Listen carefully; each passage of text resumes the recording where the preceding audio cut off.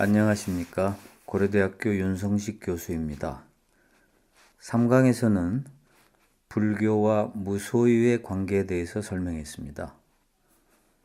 이번 4강에서는 불교적으로 경제생활을 하려면 지켜야 될 가장 중요한 원칙인 중도에 대해서 말씀드리겠습니다.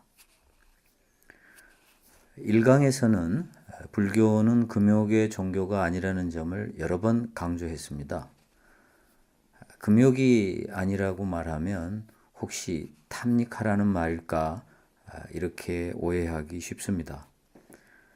우리는 이분법에 깊이 물들여져 있습니다. 하나가 아니면 그럼 즉시 반대되는 다른 것으로 달려갑니다. 금욕의 종교가 아니라고 하면 마음껏 욕심을 내는 탐욕을 연상합니다. 이것 아니면 저것. 이런 식의 이분법적 사고는 양극단을 달립니다. 중도란 이러한 양극단을 떠나서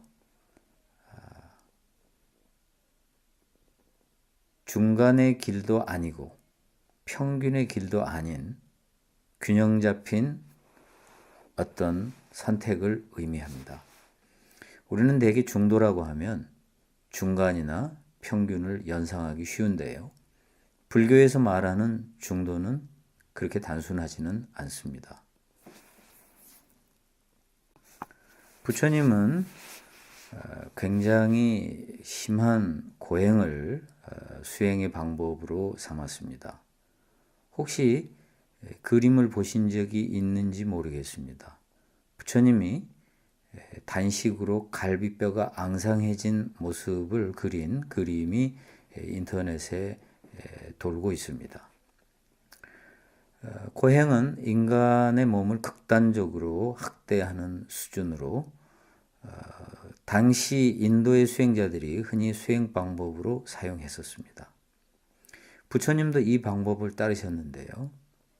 어느 순간 이러한 고행은 적절하지 않다고 생각을 하시고 금욕을 중단하고 우유죽을 마시고 수행을 하십니다.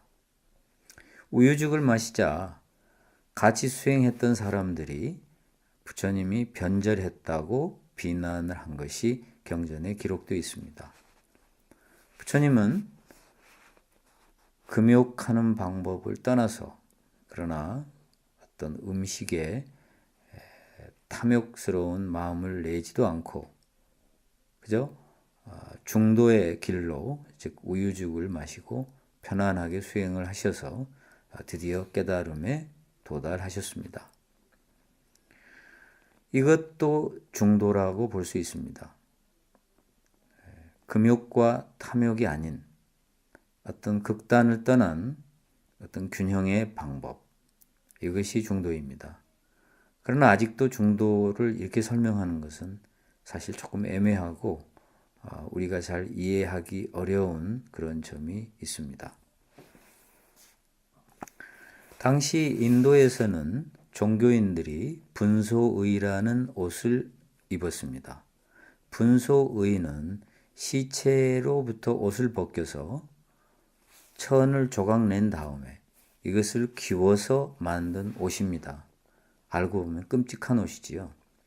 옷에 대한 탐욕을 억제하기 위해서 이런 극단적인 방법을 사용했습니다. 종교인들이 분소의를 입으면 나름 진지한 수행을 하는 어떤 증거도 되었을 것입니다. 부처님도 처음에 분소의를 입었고 당연히 부처님의 제자들도 분소의를 입었습니다. 그런데 부처님은 여러 왕의 존경을 받았고 어떤 왕이 불교 교단을 위해서 주치의인 지바카를 보냅니다. 지바카는 당대 가장 유명한 의사였다고 합니다. 왕의 주치의인 지바카는 불교 교단에 와서 부처님과 부처님의 제자들을 자주 치료했습니다. 그런데 지바카가 보니 스님들이 병들어 죽은 사람의 시체에서 벗긴 옷에서 만든 분소유로 또다시 병을 드는 것을 보고 부처님에게 분소의를 입지 말라고 권합니다. 즉 분소의를 입으면 병에 걸린다. 그래서 부처님은 이때부터 지박하의 요청을 받아들여서, 즉 조언을 받아들여서 분소의를 입지 말라고 명하시고, 그때부터 불교 교단은 분소의를 입지 않습니다. 그러나 아무리 그러한 이유로 분소의를 입지 않는다 하더라도 당시 수행자들은 분소의를 입어야만 진지한 수행자로 여기는 풍토가 있었기 때문에 부처님 교단 내에서 분소의를 입자는 주장이 일어납니다. 즉 부처님의 사촌인 제바달다가 출가해서 부처님 밑에서 제자로 있었는데요. 제바달다는 상당한 영향력을 가진 제자였던가 봅니다. 추종자들이 꽤 많았다고 기록이 되어 있습니다. 제바달다는 부처님에게 분소의를 입자고 요구를 합니다. 그러나 부처님은 이러한 제바달다의 요구를 거절하고 제바달다는 이때 자신을 추종하는 많은 추종자들을 데리고 불교 교단을 나가서 따로 교단을 만듭니다. 사치스럽다는 비판이 불교 수행자들에게 가해졌다라고 전 시간에 말씀드렸습니다. 즉 당시의 수행자들은 불교 출가자들이 입는 옷이 사치스럽게 느껴졌던 것이죠. 왜냐하면 자신들은 분소의를 입는데 분소의가 아닌 옷을 입기 때문에 사치스럽다는 말을 들을 수밖에 없었을 것입니다. 분소의를 입지를 않았지만 부처님은 그렇다고 화려한 옷을 입어도 된다고 하지는 않으셨습니다. 따라서 새로 신도들이 옷감을 보시하면 이 옷감을 조각을 내서 기워서 옷을 만들어 입었습니다. 즉 멀쩡한 옷감을 조각을 내서 나쁜 옷을 만들게 하는 것이지요. 또 화려한 색은 색을 파괴해서 우중충한 색으로, 더 나쁜 색으로 바꿨습니다. 그래서 그것을 괴색, 파괴한다는, 색을 파괴한다는 괴색이라고 불렀습니다. 그렇기 때문에 화려하지 않은 색으로 물을 들여서 바꿔 입었던 것입니다. 결국 새로운 옷감은 쪼개서 조각난 옷감으로 만든 옷을 입거나 화려한 색을 화려하지 않는 색으로 바꿔서 물을 들여서 입었습니다. 그렇기 때문에 당시 불교 교단의 출가자들이 입었던 옷은 분소의라고 하는 극단도 아니고 화려한 옷이라고 하는 극단도 아닌 중도였던 것입니다. 이러한 경제생활도 중도적인 경제생활이 무엇인가를 보여주는 매우 좋은 사례라고 볼 수 있습니다. 오늘날 스님들이 고기를 먹으면 사람들은 어떻게 스님이 고기를 먹어 이렇게 말을 합니다. 뭔가 중요한 규정을 어긴 것처럼 생각을 하지만 부처님 당시에 불교 교단의 수행자들은 고기를 먹었습니다. 다만 모든 고기를 먹은 것이 아니고 일정한 요건을 갖춘 고기를 허용했습니다. 경전에 보면 사슴이 죽어 있는 것을 보고 부처님의 제자들이 사슴을 끌고 와서 부처님에게 묻습니다. 고기를 먹어도 됩니까? 그랬을 때 부처님이 너희들이 죽였느냐 하고 묻습니다. 제자들이 저희들이 죽이지 않고 죽어 있었습니다 라고 말합니다. 그러자 부처님은 먹어도 좋다 이렇게 말씀하십니다. 직접 죽인 고기는 절대 먹으면 안 됩니다. 그래서 고기도 깨끗한 고기, 정육은 먹어도 좋다 그렇게 말씀을 하셨습니다.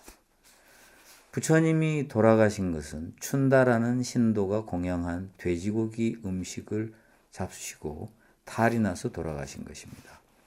아마 오늘날로 보면 이질이 아닌가 싶습니다. 춘다가 부처님께 드린 돼지고기가 아마 여름에 상했던 것으로 생각이 됩니다. 부처님은 춘다의 돼지고기를 드시고 이제 아프셨는데 혹시 사람들이 춘다를 공격할까봐 춘다는 아무 죄가 없다라고 두둔하는 것이 경전에 기록되어 있습니다. 그만큼 춘다의 그 곤란한 처지까지 생각하신 거지요. 그러나 춘다의 돼지고기로 인한 그 병에 걸리셔서 부처님은 끝내 회복되지 못하고 돌아가십니다. 당시의 극단적인 수행자들은 고기는 말할 것도 없고 생선도 먹지 않고 우유도 먹지 않고 우유에서 만든 유제품도 먹지 않았습니다. 아까 분소이를 입자고 주장했던 부처님의 사촌 제바달다도 생선도 먹지 말자, 우유도 먹지 말자, 유제품도 먹지 말자고 주장합니다. 결국 분소이도 주장했지만 생선, 우유, 우제품도 먹지 말자고 주장합니다. 이러한 주장은 매우 극단적인 주장이고 부처님은 중도를 추구하셨기 때문에 이러한 극단적인 주장을 받아들이지 않습니다. 제바달다는 결국 추종자들을 데리고 교단을 뛰쳐나가는데 1000년이 지나서 중국의 현장법사가 인도에 왔을 때 그때 제바달다의 추종자들이 형성했던 그러한 교단이 아직도 강력한 세력을 형성하고 있었다니 당시에는 얼마나 세력이 왕성했는지 알 수가 있습니다. 제바달다가 많은 추종자들을 데리고 불교 교단을 뛰쳐나간 것은 부처님에게 매우 큰 타격이었을 것입니다. 무엇보다도 제바달다는 부처님의 사촌이었고 또 많은 사람이 나갔기 때문에 교단이 어느 정도 흔들렸을 것입니다. 그럼에도 불구하고 부처님은 극단적인 주장은 수용하지 않는, 즉 중도를 추구하는 원칙을 강력하게 견지하셨습니다. 우리는 지금 몇 가지 중도에 관한 사례를 계속해서 보고 있습니다. 그렇다면 부처님은 중도를 어떻게 개념 정의하셨을까요? 부처님은 경전에서 검은 고의 줄이 지나치게 팽팽하면 끊어지고 지나치게 느슨하면 소리가 나지 않는다 라고 중도를 설하십니다. 앞에서 설명하였듯이 우리는 중도라 하면 중간 혹은 평균으로 생각하는 고정관념을 가지고 있습니다. 0과 10이라고 하는 극단을 한번 상정해 보기로 하겠습니다. 0도 극단, 10도 극단이라면 우리는 보통 중도는 평균 값인 가운데 값인 5겠구나 이렇게 생각합니다. 물론 5도 중도가 될 수 있습니다. 그러나 꼭 5만이 중도다, 즉 가운데 값만 중도다 생각하는 것도 또 하나의 극단입니다. 중도는 양극단을 벗어나는 것을 말하는데 5에서 벗어나면 안 된다고 생각하고 5를 고집한다면 그것도 또한 극단이라고 볼 수가 있죠. 그럴 경우는 0도 극단, 10도 극단, 5를 중도라고 생각하는 고정관념도 또한 극단입니다. 우리는 흔히 우파, 좌파 이런 표현을 많이 씁니다. 이념 논쟁에서 극렬할 경우는 극우, 극좌 이런 표현을 씁니다. 그런데 최근에는 극중이라는 표현도 등장했습니다. 즉 극단적 우파, 극단적 좌파 못지않게 극단적 중간도 문제라는 그러한 뜻이죠. 따라서 극단적 중간은 중도라고 볼 수가 없습니다. 중도는 따라서 0과 10이라고 하는 양극단의 가운데 값이다 라고 생각하면 안 됩니다. 중도란 0과 10 사이에서 5를 고집하는 게 아니다 이렇게 이야기했습니다. 물론 5도 중도가 될 수 있지만 때로는 6이 중도가 될 수 있고 7이 중도가 될 수도 있습니다. 6이나 7은 약간의 과부하라고 볼 수가 있죠. 때로는 4가 중도가 될 수 있고 때로는 3이 중도가 될 수도 있습니다. 4나 3은 약간의 과부족이라고 볼 수가 있습니다. 결국 중도란 어떤 경우에는 중간값이 중도일 수도 있고 평균도 중도일 수 있고 약간의 과부하가 중도일 수도 있고 약간의 과부족이 중도일 수도 있는 것입니다. 돈을 벌 때는 어떻게 벌어야 될까요? 그냥 적당히 평균적으로 벌면 될까요? 그렇다면 구태여 부처님이 열심히 돈을 벌라 하지 않으셨을 것입니다. 돈을 벌 때는 약간의 과부하, 이것이 적절합니다. 따라서 돈을 벌 때는 약간의 과부하가 중도입니다. 제가 군대에 입대를 했더니 군화를 나눠주면서 군화가 맞지 않는 사람은 따로 나와라 이렇게 줄을 세웁니다. 저는 미리 들은 바가 있습니다. 절대 군화가 발에 맞지 않다고 따로 손들고 나가면 안 된다. 아니나 다를까 군화가 발에 맞지 않다고 손들고 나온 사람들을 쭉 일렬로 세우고는 그렇게 이야기를 했습니다. 상관이. 군화에 발을 맞춰야지 이놈들아 발에 군화를 맞추는 게 어디가 있어? 이런 식으로 군화가 맞지 않는다고 나왔던 사람들은 아주 심한 기합을 받았습니다.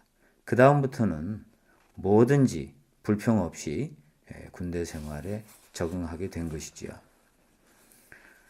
우리는 군대에서 뭐든지 안 되면 되게 하라. 뭐든지 가능하다는 그러한 정신을 주입시키는 그런 환경에서 군대 생활을 했는데 사실 대한민국의 지난 몇십 년 동안은 뭐든지 불가능도 가능하게 하는 뭐든지 가능하다고 하는 그런 정신으로 죽기 살기로 하는 것이었습니다. 이런 것은 사업에도 많이 적용이 됩니다. 어떤 사업가는 저한테 그런 말을 했습니다. 사람들은 나보고 머리가 좋다는 둥, 운이 좋다는 둥 그렇게 이야기를 하지만 참 저는 억울합니다. 저는 남보다 몇 배 죽기 살기로 사업을 했습니다. 이렇게 말하더군요. 죽기 살기로 사업을 하는 것은 중도일까요? 아닙니다. 그렇다고 적당히 하는 것, 그것도 중도는 아닙니다.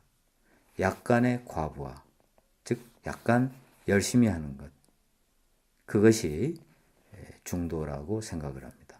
그렇기 때문에 돈을 벌 때는 약간의 과부하로 돈을 벌어야만 합니다.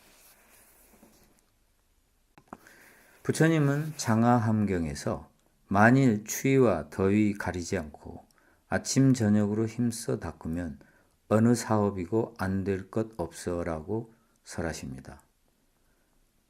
이것은 약간의 과부하를 말하는 거지 죽기 살기로 돈을 벌라는 이야기는 아닙니다.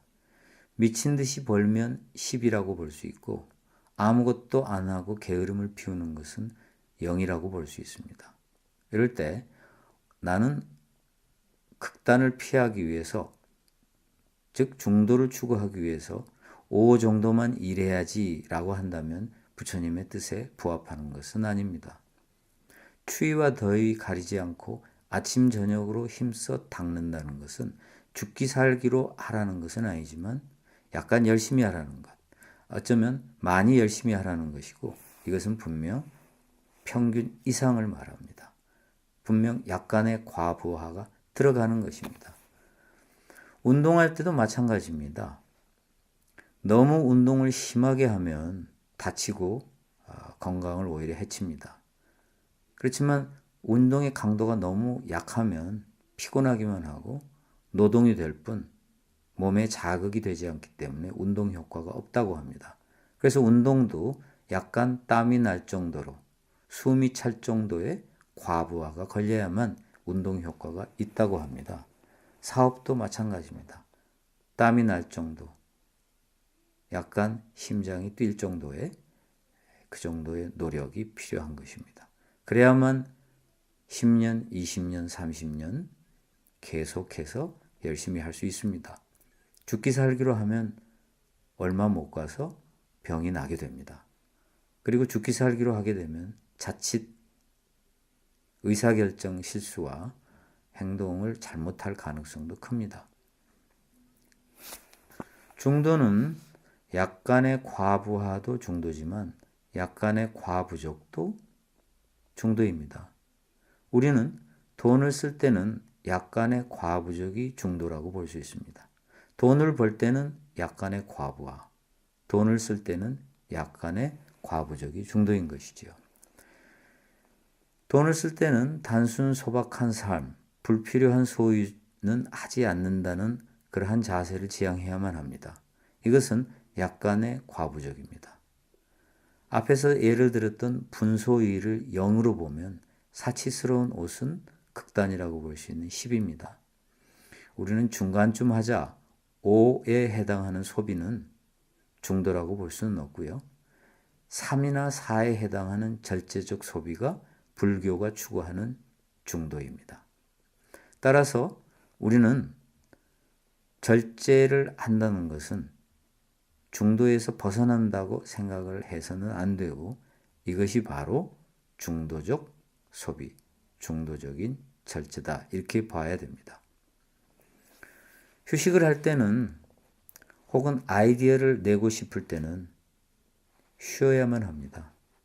일을 조금 줄이고 자기 시간을 가져야 된다는 뜻이지요. 대통령이나 CEO가 너무 바쁘면 새로운 아이디어가 나오지 못한다고 합니다. 그래서 너무 바쁘다고 말하는 사람은 어쩌면 새로운 변화는 이루지 못하는 사람일 수도 있습니다.